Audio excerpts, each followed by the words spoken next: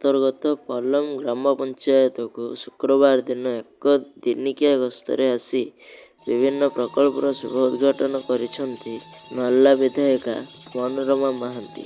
ସୂଚନା ଅନୁସାରେ ନର୍ଲା ବିଧାୟିକା ଶୁକ୍ରବାର ଦିନ ପଲମ ଗସ୍ତ କରି ପଲମ ଗ୍ରାମ ପଞ୍ଚାୟତର ପରିସରରେ ନିର୍ମିତ ପଞ୍ଚାୟତ ସୁବିଧା କେନ୍ଦ୍ର, ପଲମ ଅଙ୍ଗନବାଡ଼ି ଗୃହ, ରାସ୍ତାମାଲ ସରକାରୀ ପ୍ରାଥମିକ ବିଦ୍ୟାଳୟର ଅତିରିକ୍ତ ଶ୍ରେଣୀ କୋଠରୀ ଓ ପଲମ ଟୋଲଗେଟ୍ ପାଖରେ ନିର୍ମିତ ପଞ୍ଚାୟତର ମାର୍କେଟ କମ୍ପ୍ଲେକ୍ସକୁ ଫିତା କାଟି ଶୁଭ ଉଦ୍ଘାଟନ କରିଛନ୍ତି। ପରେ ପଲମ ଗ୍ରାମ ପଞ୍ଚାୟତର ବିଭିନ୍ନ ଉନ୍ନୟନମୂଳକ କାର୍ଯ୍ୟର ସମୀକ୍ଷା କରିବା ସହ ପଲମ ମଣ୍ଡିକୁ ଯାଇ ଚାଷୀମାନଙ୍କର ବିଭିନ୍ନ ସମସ୍ୟାର ସମାଧାନ ଉପରେ ଆଲୋଚନା କରିଥିଲେ। ପରେ ବିଧାୟିକା ପଲମ ଉଚ୍ଚ ବିଦ୍ୟାପୀଠକୁ ଯାଇ ସ୍କୁଲର ବିଭିନ୍ନ ସମସ୍ୟାର ଆଲୋଚନା ସହ ଛାତ୍ରଛାତ୍ରୀମାନଙ୍କ ସହ ଭାବ ବିନିମୟ କରିଥିଲେ। ଅନ୍ୟମାନଙ୍କ ମଧ୍ୟରେ ସାଙ୍ଗରେ ଥିଲେ ନର୍ଲା ବ୍ଲକ ଅଧ୍ୟକ୍ଷ ଦୁର୍ଗାପ୍ରସାଦ ମହାନ୍ତି, ନର୍ଲା ବିଜେଡି ବ୍ଲକ ସଭାପତି ନୀଳମଣି ସାହୁ ଓ ନର୍ଲା ବ୍ଲକ ଏ.ଇ. ଅନନ୍ତ ଚରଣ ମହାଲିକ ଉପସ୍ଥିତ ଥିଲେ।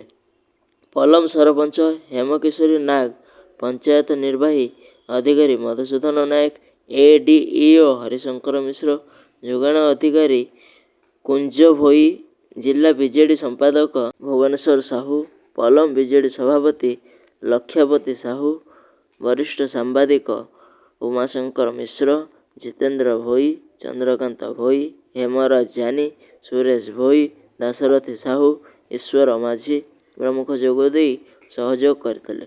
କାର୍ଯ୍ୟକ୍ରମରେ ପଞ୍ଚାୟତର ଶତାଧିକ ଜନସାଧାରଣ ଯୋଗଦେଇ କାର୍ଯ୍ୟକ୍ରମକୁ ସାଫଲ୍ୟମଣ୍ଡିତ କରିଥିଲେ।